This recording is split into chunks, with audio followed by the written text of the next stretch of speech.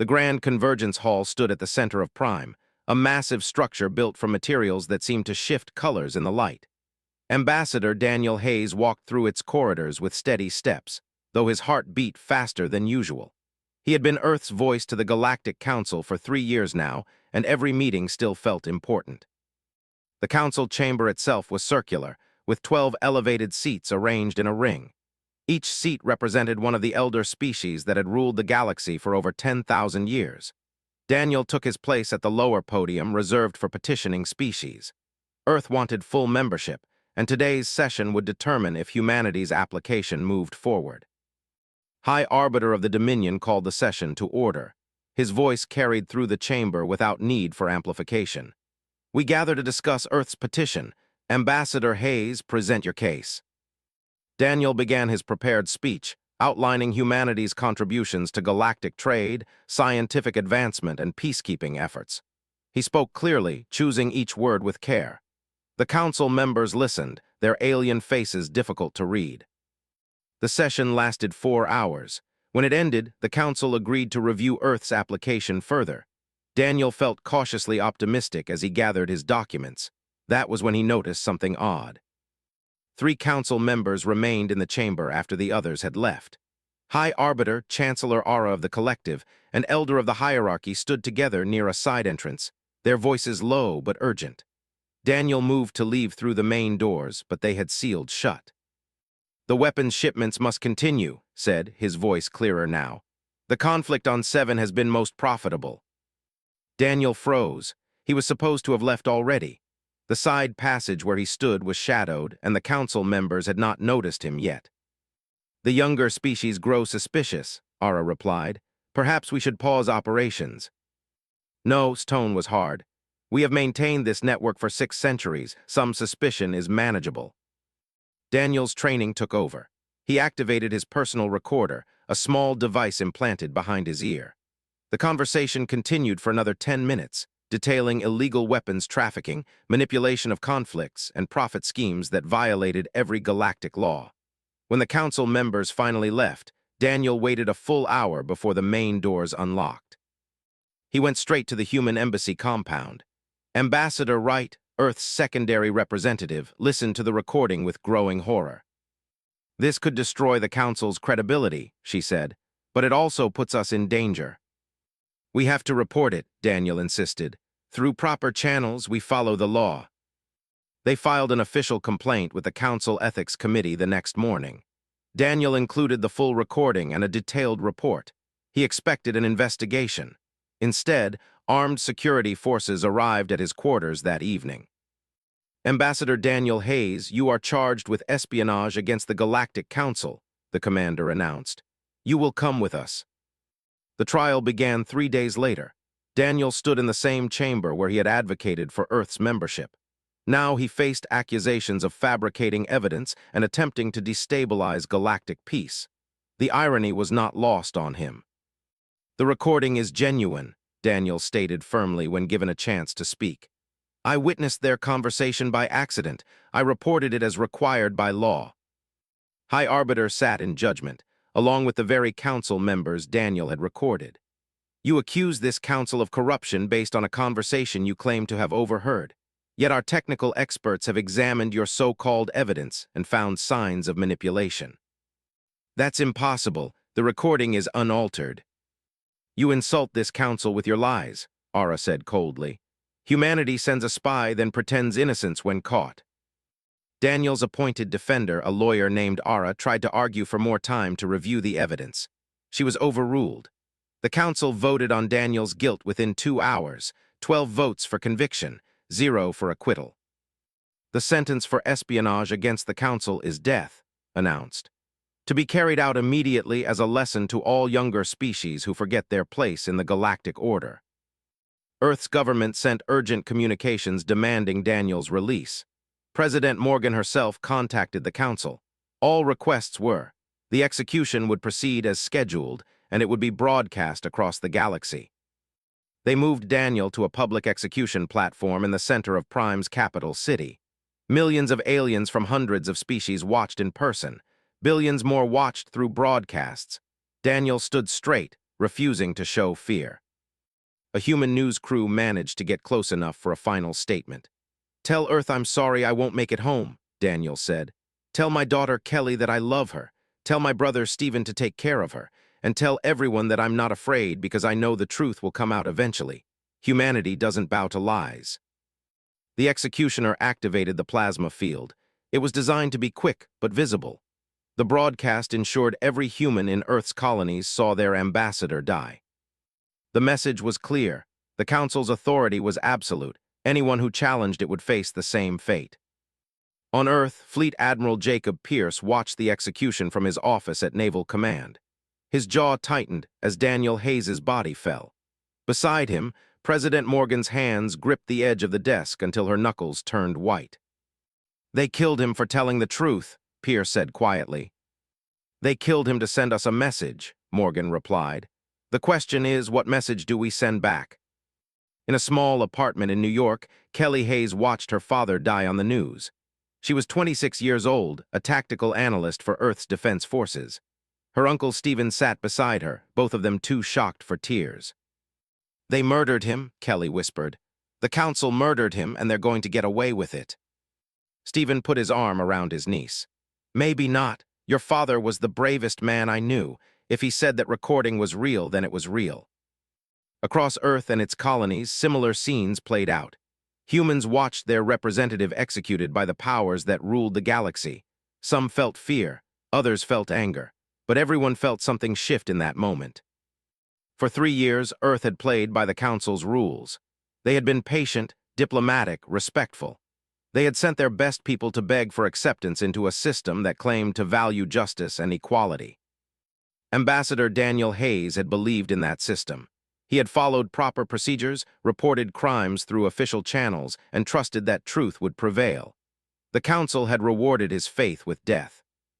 In government buildings, military bases, and homes across human space, a single question Commander Lisa Grant stood in the briefing room deep beneath Earth's intelligence headquarters. Around her sat 12 people, each carefully selected for skills that would soon be put to the ultimate test. The room was soundproof and shielded from all known forms of surveillance. "You all know why you're here," Lisa began.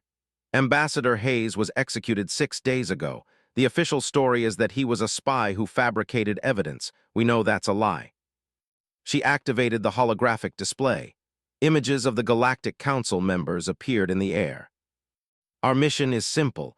Get to Prime, access their data networks, and find proof that Hayes was telling the truth. The Council ordered us to stand down and accept their judgment. President Morgan has decided we're going to do the opposite." Brandon Cole, a tech specialist who had broken into more secure systems than anyone else on Earth, leaned forward. "How are we getting there? Prime isn't exactly welcoming human visitors right now."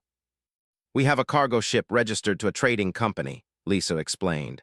"They are neutral and do business everywhere. We'll pose as their crew. New identities, new backgrounds, all documented." Sanders, one of Earth's best field operatives, studied the Council building schematics. The Grand Convergence Hall has security systems designed by 12 different species over thousands of years. Even if we get inside, accessing their data won't be easy. "That's why Brandon is coming," Lisa said. "If anyone can crack their systems, it's him." The team spent 3 weeks preparing. They learned customs, memorized cover stories, and studied every detail of Prime's layout. Each person knew the risks. The Council had already killed 1 human for far less than what they were planning. The cargo ship Merchant's Dawn departed from a commercial station in neutral space. Its crew manifest listed 8 traders and 4 human assistants. No one looked twice at it. The journey to Prime took 12 days. Lisa used the time to refine their plan. They would arrive during a major trade festival when security was focused on managing crowds rather than monitoring data access. Brandon would need maybe 2 hours to break into the system and copy everything related to Council weapons trafficking. 2 hours to find evidence that would justify Daniel Hayes's death or prove the Council's guilt. 2 hours to potentially start a war or prevent one. They docked at Prime's commercial port without incident. The security scan was thorough but routine. The team split up as planned. Lisa, Brandon, and headed for the embassy district where the Grand Convergence Hall stood. The others maintained their cover at the ship, ready for a quick departure. The festival is perfect cover, Brandon said as they walked through crowded streets. Half the planet is here for the celebrations. Security is watching for thieves and troublemakers, not intelligence operatives. They reached the service entrance they had identified from stolen schematics. Brandon used a device that mimicked biological signatures to open the door. Inside, the corridors were empty. Most council staff were off duty for the festival. Data access terminals are 3 levels down, said, checking her scanner. We have movement on the upper floors, but nothing near our route. They moved quickly through the service corridors.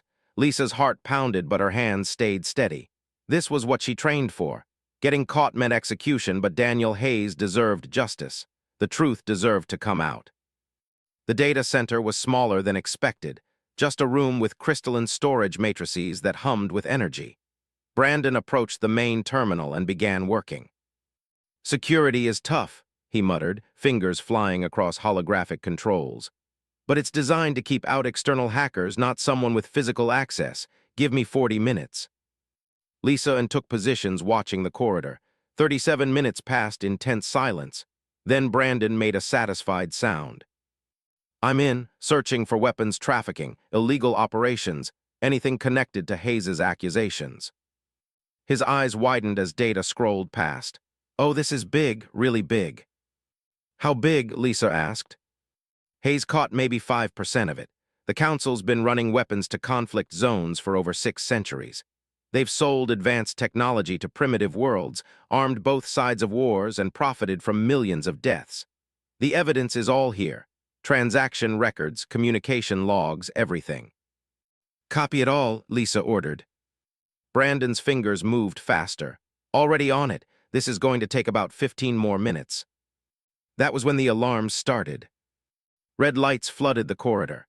A synthetic voice announced in multiple languages that unauthorized access had been detected. Lockdown protocols engaged with a series of heavy thuds as blast doors sealed exits. They know we're here, said. We need to move now. 2 more minutes, Brandon insisted. The data is almost transferred. We don't have 2 minutes, Lisa said, but she took position beside. Heavy footsteps echoed from multiple directions. Council security forces were converging on their location. The first squad rounded the corner. Soldiers in combat armor, weapons raised. Lisa returned fire. The corridor erupted in plasma bursts and kinetic rounds.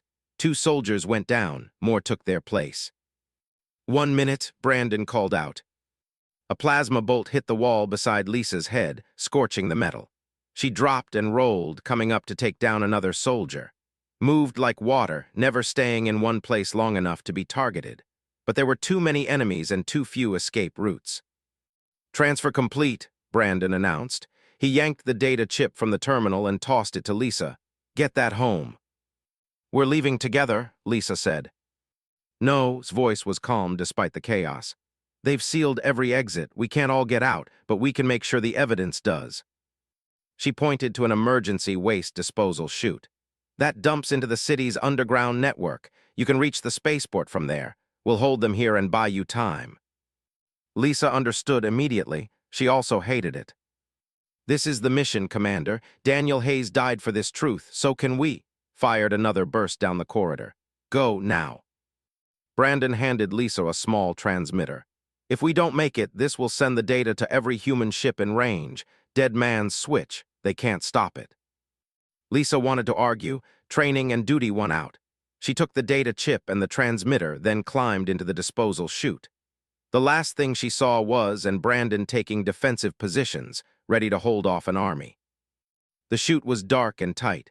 Lisa crawled through filth and waste for what felt like hours but was probably 15 minutes. She emerged in an underground tunnel that stank of chemicals and decay. Behind her, the sounds of gunfire had stopped. She activated her communication device.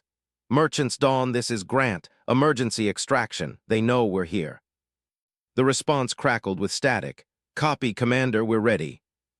Lisa ran through the tunnels, following her scanner toward the spaceport. Above ground, security forces were flooding the embassy district.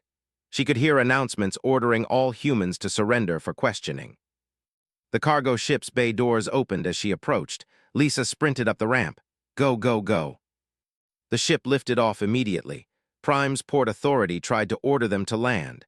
The captain ignored the commands and burned for orbit at maximum thrust. They almost made it. A Council patrol ship intercepted them at the system's edge. The weapons lock warning blared through the ship. Lisa made her decision. She activated the transmitter Brandon had given her.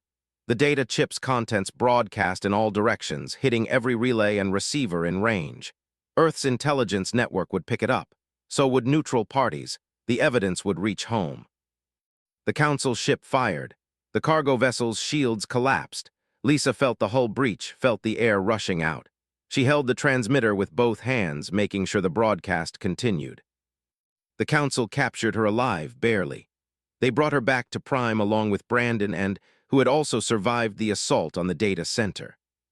The second trial was even shorter than Daniel Hayes's. 3 humans caught infiltrating the Grand Convergence Hall, stealing classified data, and assaulting Council security forces.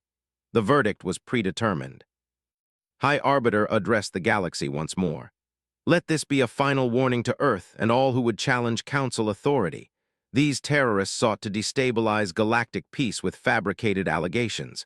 Their execution demonstrates our resolve. Lisa Grant, Brandon Cole, and Sanders were executed together on the same platform where Daniel Hayes had died. His last words were simple. The truth is already out there. You can't kill it. The broadcast of their deaths reached Earth 12 hours later. President Morgan watched it in her office. Beside her, Fleet Admiral Pierce's expression was carved from stone. The data made it through, an intelligence officer reported. Everything Commander Grant transmitted has been, Hayes was right about all of it. The Council is guilty of every crime he accused them of. And now 4 of our people are dead, Morgan said quietly. 4 good people who did everything right, and the Council killed them anyway. She stood and walked to the window, looking out at the capital city. Somewhere out there, Kelly Hayes was probably hearing about Sanders's execution. Another family destroyed by the Council's corruption.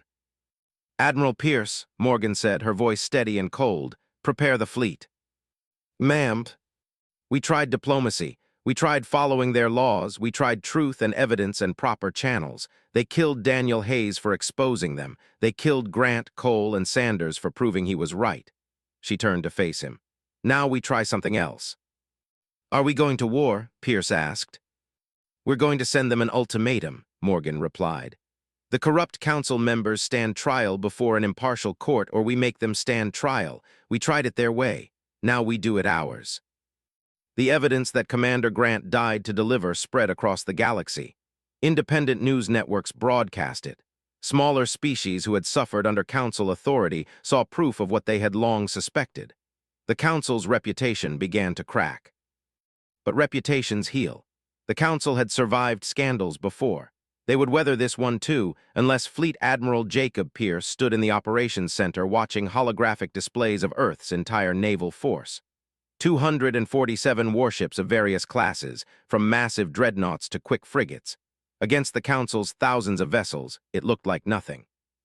We're operating thousands of light years from supply lines, Captain Miller said. He commanded the UNS Retribution, the fleet's and most powerful dreadnought. This is going to be ugly. It was always going to be ugly, Pierce replied. The question is whether we can make it ugly enough that they regret killing our people. While the military prepared, another effort was. Ambassador Helen Wright worked out of a secure facility, sending carefully coded messages to dozens of alien species. She had served in the diplomatic corps for 20 years and knew which species harbored resentment toward the Council. The first response came from the Commonwealth. They were an old species, but not one of the Council's 12 elders. For centuries, they had watched the Council ignore their concerns and dismiss their grievances. We cannot offer military support, the ambassador wrote, but we can provide intelligence. The Council's throne world is prime.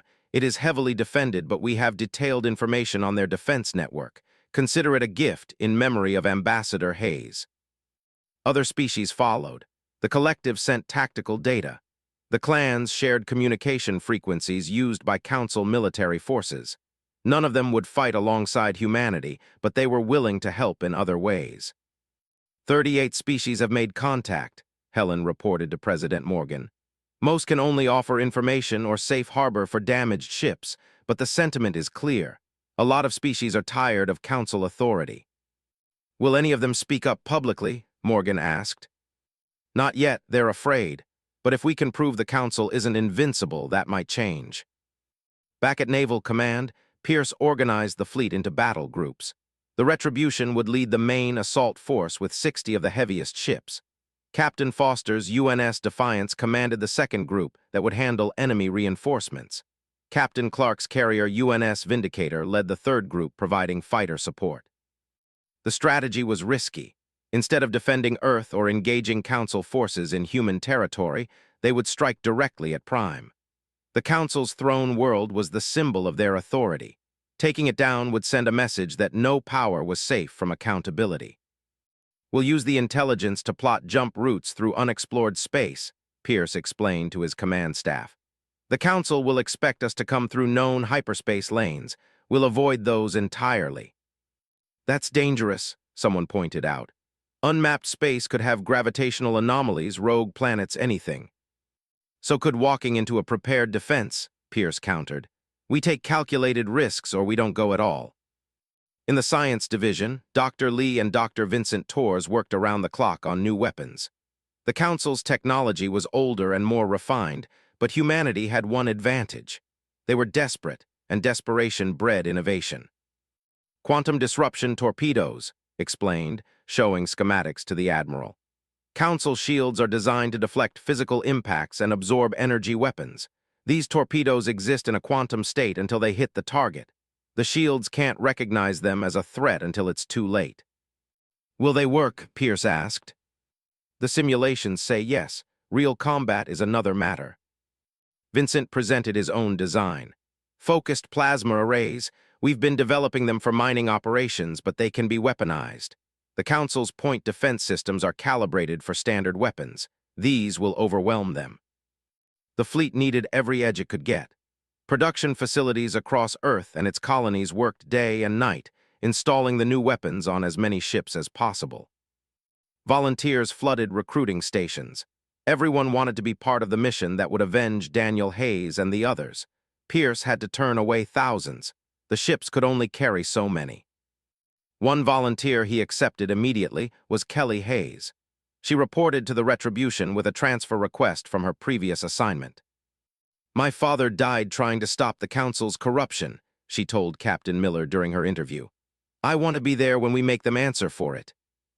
Miller looked at her service record. Excellent tactical scores, high marks in strategic planning, cool under pressure. This isn't about revenge, Officer Hayes. This is about justice. I know the difference, sir, but I also know that justice sometimes requires force. My father tried words, they killed him for it. Miller approved her transfer.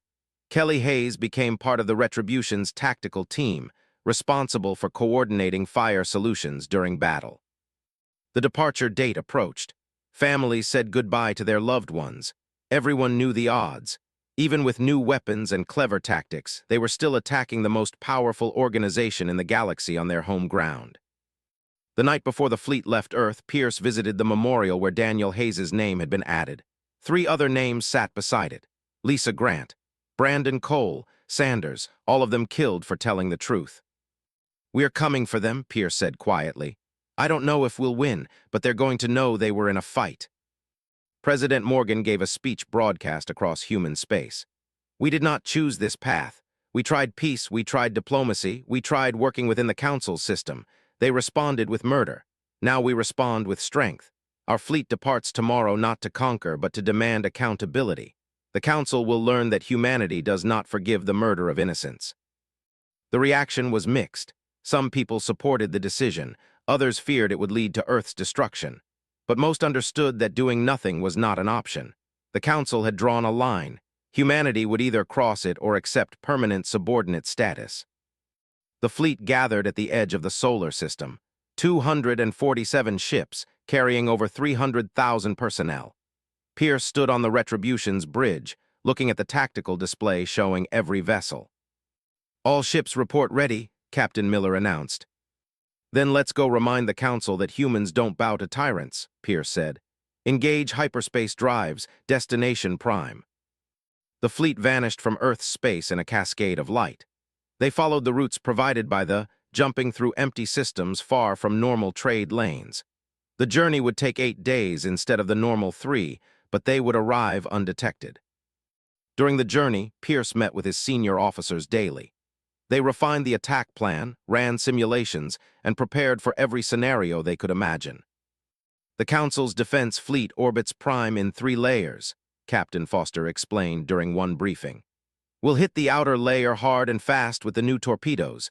That should create enough chaos for the main force to break through. Once we reach orbital space, the strike team deploys to the surface, Pierce added. He would lead that team personally, along with Colonel Gary's Marines. Their objective was the Council Citadel itself. We're really going to assault the Citadel? One officer asked. That building has stood for 10,000 years. It's defended by the best warriors from every Council species. Then it's time someone knocked it down, Pierce said simply. Kelly Hayes studied the Citadel's layout during the journey. She memorized every corridor, every defense point, every possible escape route. When they reached the throne room where the Council sat in judgment over the galaxy, she would be ready. On the 6th day of the journey, they received a transmission from Earth. The Council had issued a statement declaring humanity a threat to galactic peace. They called for all species to sever diplomatic ties with Earth. Some immediately, others hesitated. They're trying to isolate us, Helen Wright reported. But it's not working as well as they hoped. A lot of species are quietly refusing to condemn Earth. Maybe they're waiting to see if we can actually hurt the Council, Morgan replied. Everyone loves watching bullies get hit back. They just don't want to throw the first punch themselves. The fleet emerged from hyperspace at the edge of the system on schedule. Ahead lay the Council's throne world, a blue and green planet that housed over 4 billion inhabitants. Orbital defense stations dotted the space around it. Warships patrolled in careful formations. They don't know we're here yet, the sensor officer reported. We came in from an unexpected vector. Then let's introduce ourselves, Pierce ordered. All ships battle stations prepare to engage. The human fleet accelerated toward Prime.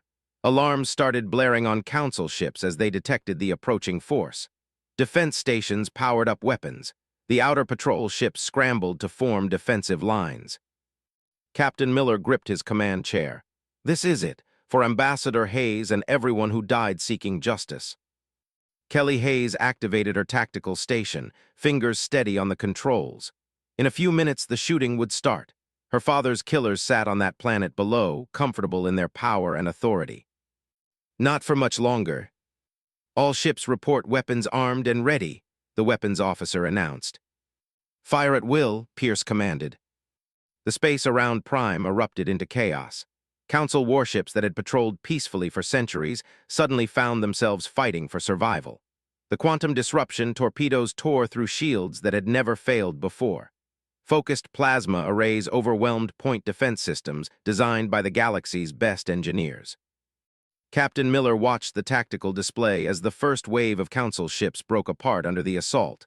Continue firing. Don't give them time to adapt. The Retribution shuddered as enemy fire found its shields. The Council might have been caught off guard, but they had numbers and experience. For every Council ship destroyed, 3 more moved to take its place. Second wave incoming, the sensor officer called out. 46 heavy cruisers, various species configurations.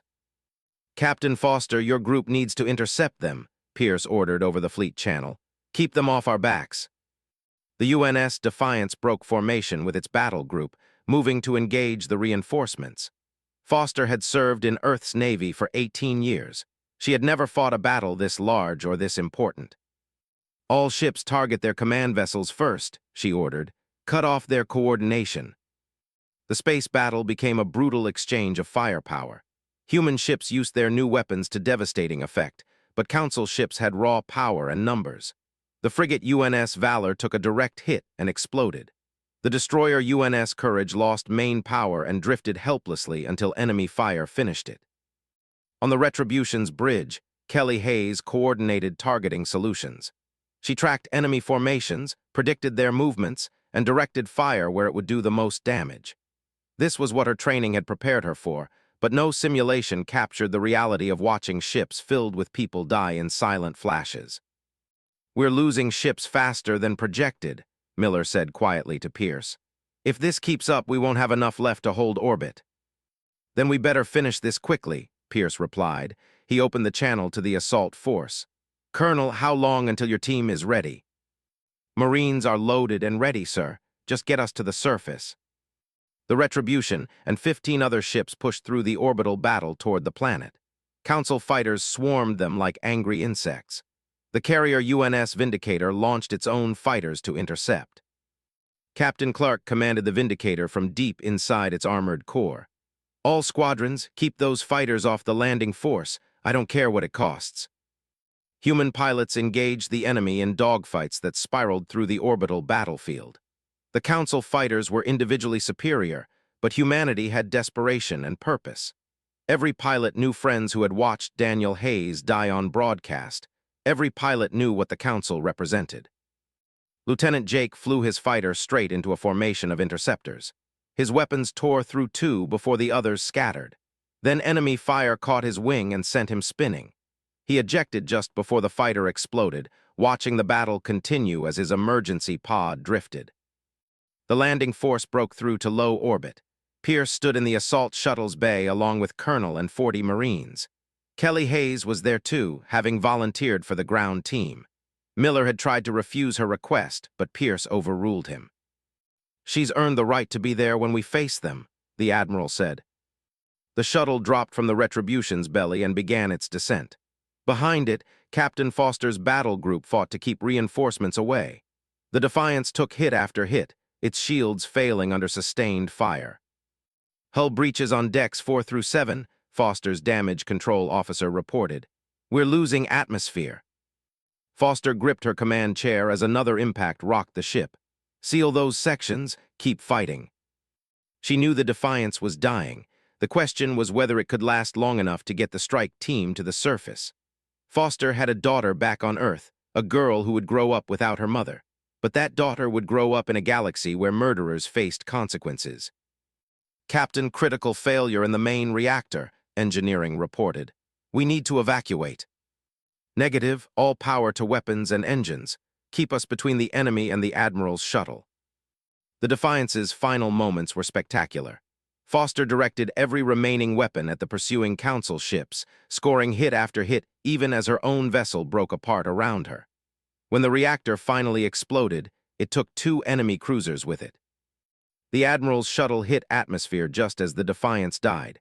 Pierce watched the explosion through the viewport, his expression unreadable. Another ship gone, more lives sacrificed. "Captain Foster bought us time," Colonel said. "Let's make sure it counted." The shuttle descended toward the Council Citadel, a massive structure at the center of Prime's capital city.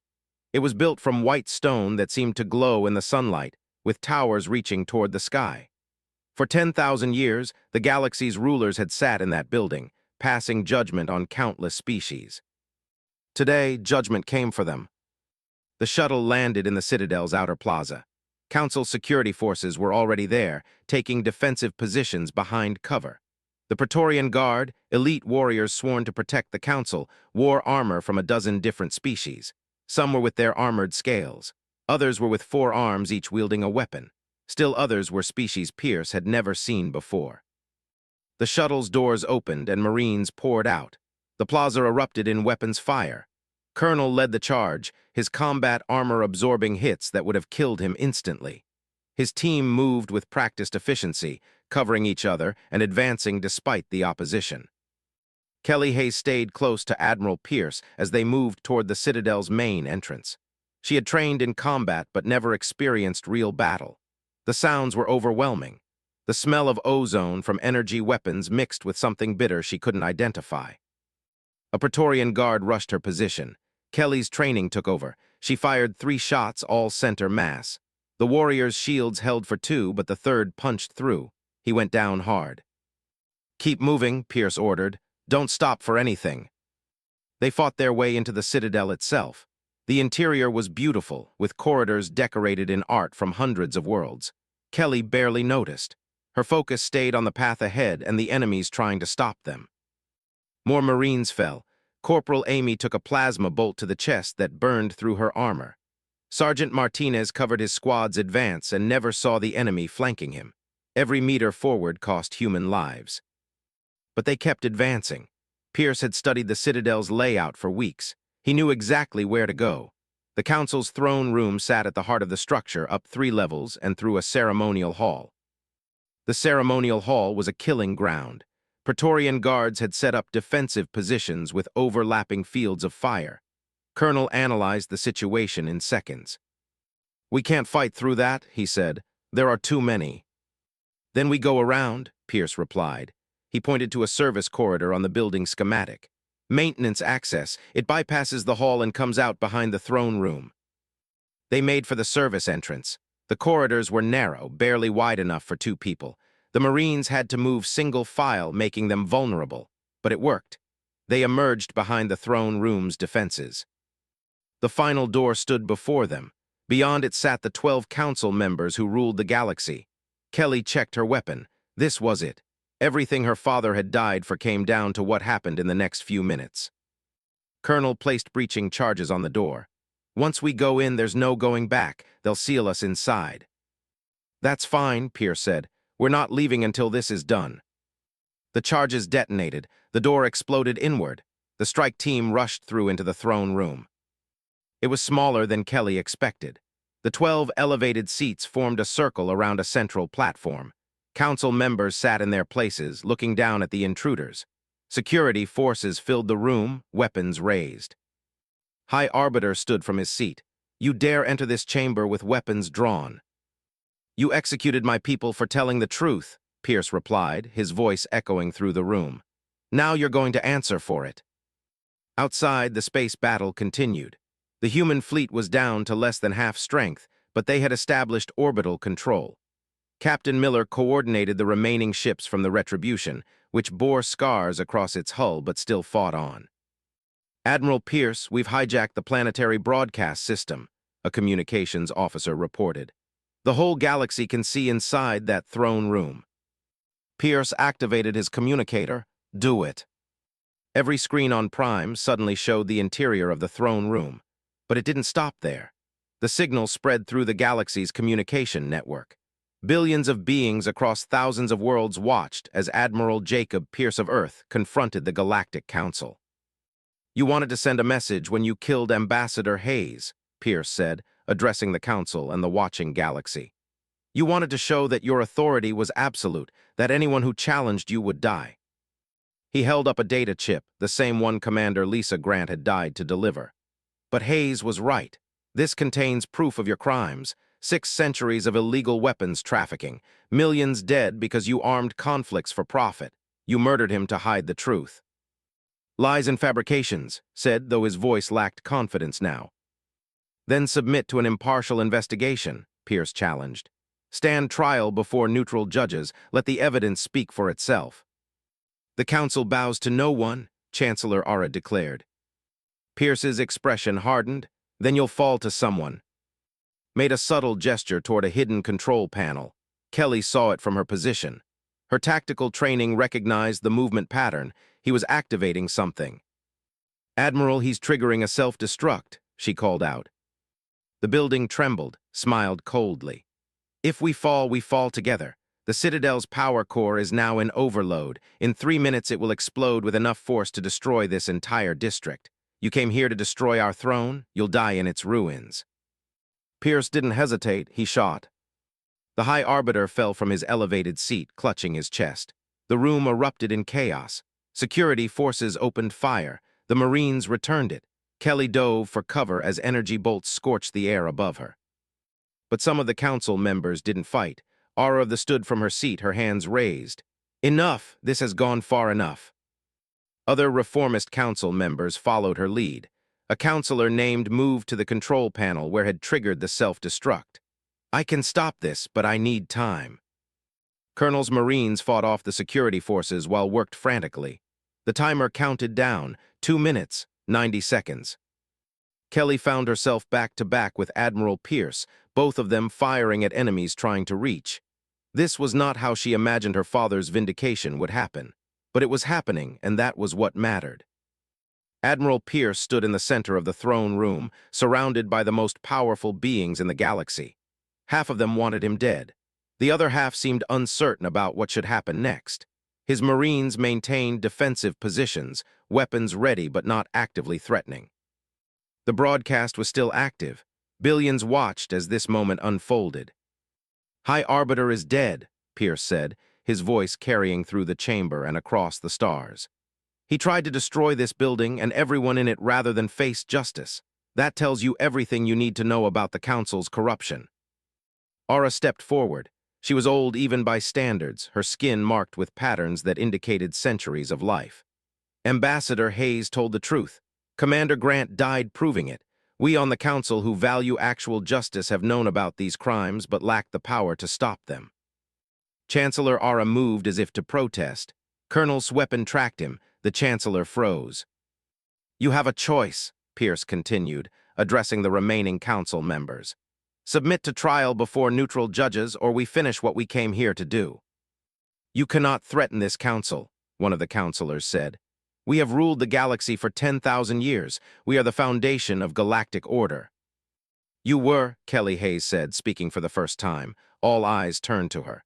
"My father believed in that order. He believed justice mattered more than power. You killed him for it. Now the order he believed in is dead too." She walked toward the counselor, her weapon lowered but her eyes hard. "You want to talk about foundations? Foundations built on lies and murder don't stand. They fall. The only question is whether they take everything with them or whether something better gets built in their place." Admiral Pierce activated his fleet communication. "Captain Miller, status report." Miller's voice came through clearly. The entire galaxy heard it. "We control orbital space, Admiral. Council Defense Forces have withdrawn. We've taken heavy casualties, but we're operational. Target the Citadel, full weapons lock." The building trembled slightly as every remaining human ship in orbit directed its weapons at the structure. The targeting sensors lit up Council warning systems. Every being in the throne room understood the implication. "You would destroy us all?" Aura asked. "If that's what it takes," Pierce replied. "I didn't come here to conquer your empire or rule your worlds. I came here because you murdered innocent people who told the truth. If you're willing to die rather than face accountability, I'm willing to grant that wish." Counselor spoke up. "There is another path. Several of us have been working in secret to reform the Council. We have evidence of our own compiled over decades. Combined with what Ambassador Hayes recorded, it is enough to prove systematic corruption." "Then prove it," Pierce said. "Right now, while the galaxy watches." Activated the throne room's central display. Data began streaming across holographic screens. Transaction records showing weapons sales to war zones. Communication logs detailing how Council members manipulated conflicts. Financial records proving centuries of profit from suffering. The evidence was overwhelming, more damning than even Daniel Hayes had known. The corruption went deeper than weapons trafficking. Council members had overthrown governments that didn't comply with their demands. They had suppressed scientific discoveries that threatened their power. They had allowed genocides to continue because intervention wasn't profitable. "We knew some of this," Aura said quietly, "but not all, not the full scope." The reformist council members looked sick. The corrupt ones looked trapped. "The galaxy is watching," Pierce said. "They've seen the evidence. They've seen you try to destroy this building rather than face trial. Now they get to see what you choose next." Aura made a desperate move toward a weapon. Kelly shot him. The Chancellor fell, not dead but badly wounded. His security forces started to raise their weapons but stopped when they saw every human Marine tracking them. "Anyone else want to make this complicated?" Colonel asked calmly. Silence filled the throne room. "I propose a solution," said. "The corrupt council members surrender to custody. They face trial before judges drawn from neutral species. The council undergoes complete restructuring with representation from younger species, including humanity. And this building, this symbol of unchecked power, is destroyed as proof that no one is above accountability." "You would destroy the council citadel?" one of the remaining councilors asked, shocked. "This building has stood for 10,000 years." "That's exactly why it needs to fall," Aura replied. "For too long we have hidden behind tradition and history. We said our age gave us wisdom, but we used it as an excuse for tyranny. Let the citadel fall. Let something better rise in its place. Admiral Pierce considered the proposal. It was more than he expected. Full reform, public trials, actual justice for Daniel Hayes and the others. The corrupt members stand trial, he said. Public proceedings broadcast across the galaxy. If they're convicted, the sentences stick. No pardons, no exile to comfortable prisons, real consequences. Agreed, said. And humanity gets full council membership, with equal voice in all decisions. Agreed. And this building comes down, right now, while everyone watches. Ara nodded slowly. Agreed, let the old order die so a new one can begin. Pierce opened the fleet channel again. Captain Miller prepared a fire on the Citadel. Evacuate all non-combatants first. 10-minute warning. The throne room cleared quickly. Council members, security forces, administrative staff, everyone fled the building. The corrupt councilors were taken into custody by their own reformed colleagues. Ara was carried out on a stretcher, already being treated for his wounds. Pierce and his team were the last to leave. Kelly stood in the empty throne room, looking at the 12 elevated seats that had judged her father and found him guilty of truth-telling.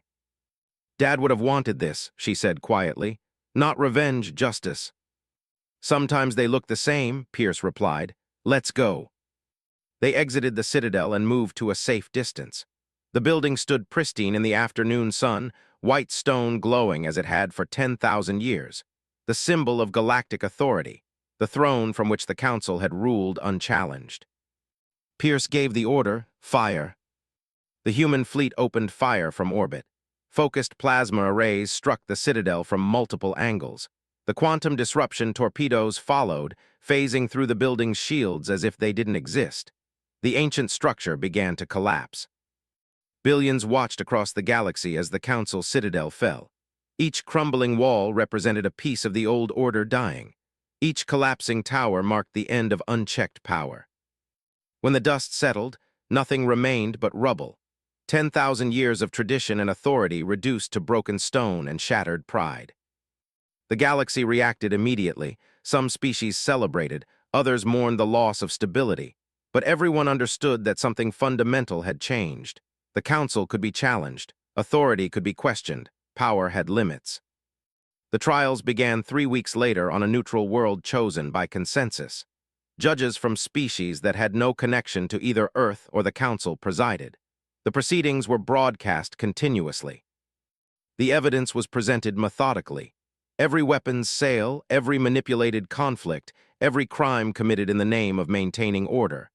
The defendants tried to justify their actions, but the facts spoke for themselves. All of them were convicted. Sentences ranged from life imprisonment to execution, depending on the scope of their crimes. High Arbiter would have faced execution had Kelly Hayes not killed him in the throne room. Chancellor Ara received life imprisonment despite his lawyers arguing his wounds were punishment enough. Kelly attended every day of the trial. She watched as her father's murder was officially acknowledged as an unjust execution. She watched as Sanders, Lisa Grant, and Brandon Cole were honored posthumously as heroes who died exposing corruption. When the verdicts came down, she felt something release in her chest. Not happiness exactly. The people she loved were still dead, but justice had been served. The reformed Galactic Council held its first session 4 months after the Citadel fell. The meeting took place on Neutral Station 7, a facility built specifically for the new council. No single species controlled it. No one held unchallenged power. Ambassador Helen Wright represented humanity. She took her seat among representatives from 43 species, including the old council races who had supported reform. The chamber was circular, but all seats were on the same level. No one sat in judgment above the others. We begin a new era today, Ara said, opening the session. One built not on tradition or power, but on equality and accountability. It will not be easy. Change never is, but it is necessary. The Council's first act was to officially clear Ambassador Daniel Hayes of all charges and acknowledge his execution as murder. His name was entered into the galactic record as a hero who died exposing corruption. The second act granted Earth full Council membership with equal voice in all decisions. The third act established an independent oversight committee with power to investigate any council member for corruption or abuse of power. Never again would the Watchers go unwatched. Back on Earth, President Morgan gave a speech at Arlington National Cemetery where a new monument had been erected. It bore 4 names: Daniel Hayes, Lisa Grant, Brandon Cole Sanders. They believed truth mattered more than power, Morgan said. They believed justice was worth dying for. Because of their sacrifice and the sacrifice of everyone who fought at Prime, the galaxy is a better place. Kelly Hayes stood at her father's grave after the ceremony ended. Admiral Pierce stood beside her. He had retired from active duty after the battle, but remained an advisor to the military. "We lost 3,000 people at Prime," Kelly said. 3,000 dead to bring down one building and hold criminals accountable. "Your father died believing the truth would matter eventually," Pierce replied. "Commander Grant died making sure that truth reached Earth. Captain Foster died buying time for us to reach the surface. All those people died because they believed some things are worth the cost." "Was it worth it?" Pierce was quiet for a long moment. "Ask me in 50 years. If the new council holds to its principles, if this galaxy becomes a place where justice actually matters, then yes. If we just replaced one corrupt power with another, then no. But your father gave us a chance to find out. That's all anyone can do." Kelly looked up at the sky. Somewhere up there, alien species were learning to work together on equal terms. The old empire of unchallenged authority had fallen. Something new was being built in its place. She hoped her father would be proud. News networks across the galaxy covered Earth's memorial service. They showed the monument with 4 human names. They showed Kelly Hayes laying flowers at her father's grave.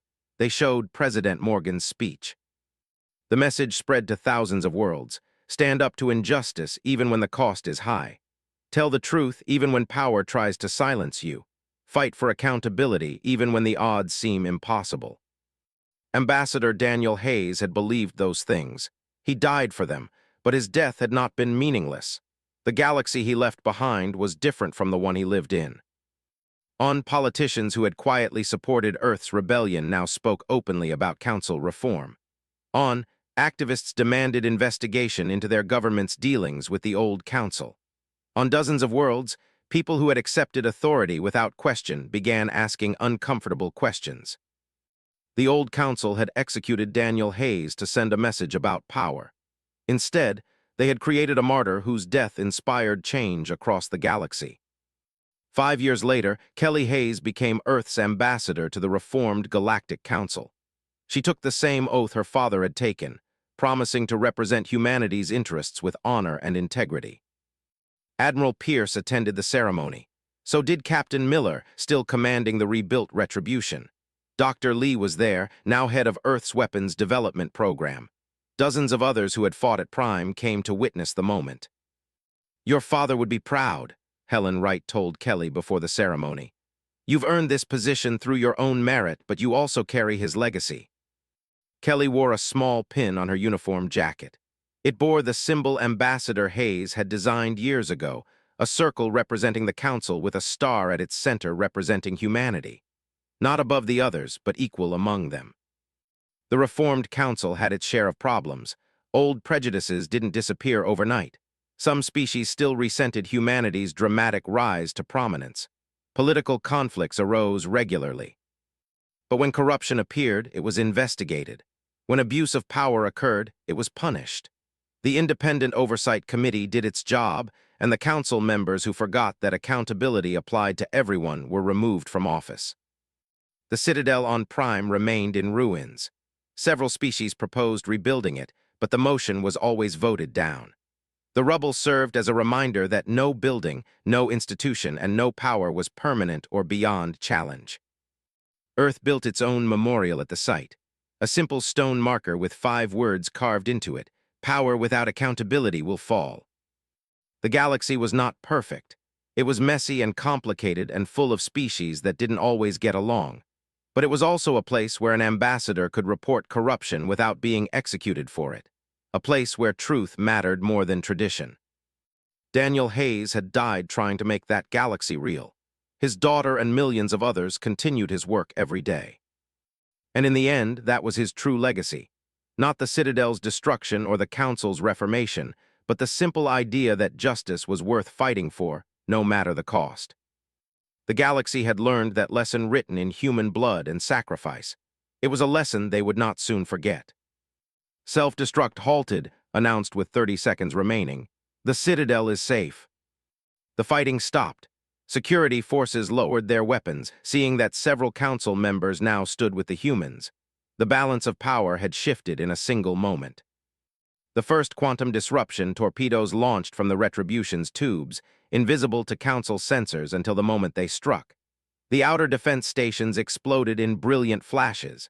Council ships tried to return fire, but the focused plasma arrays tore through their shields. The battle for Prime had begun. Humanity had come to knock down a throne that had stood for 10,000 years.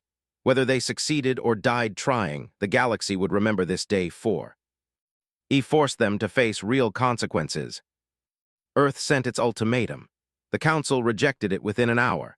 They expelled humanity from all galactic institutions and declared Earth a rogue state. Any ship bearing human registration would be fired upon. All humans in Council space had 72 hours to leave or face arrest. The message was clear: submit or be crushed. President Morgan read the Council's response and made her decision. Admiral Pierce, the fleet is authorized to proceed with operations. Show them what happens when humanity stops being diplomatic. End to form. If the Council could execute an innocent diplomat for exposing their corruption, what else were they capable of? And more importantly, what should humanity do about it? President Morgan called an emergency session of Earth Security Council. Fleet Admiral Pierce began reviewing naval readiness reports. Intelligence agencies started pulling every piece of data they had on Council military capabilities. And in her apartment, Kelly Hayes made a decision. She opened her personal computer and began typing a message to her commanding officer. She requested immediate transfer to any unit that would take action against the Galactic Council.